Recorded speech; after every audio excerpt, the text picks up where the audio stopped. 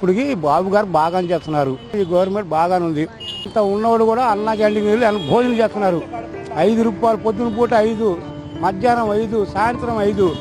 10 రూపాయలకి అదే హోటల్కి వెళ్తే 200 రూపాయలు కావాలా. 3 పూటలు 300, 600 అయింది.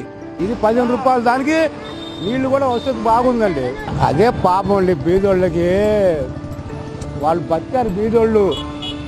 ఏది మాకేం భయం లేదండి. కాకపోతే ఆయన బాగా చేశాడు బాబు గారు.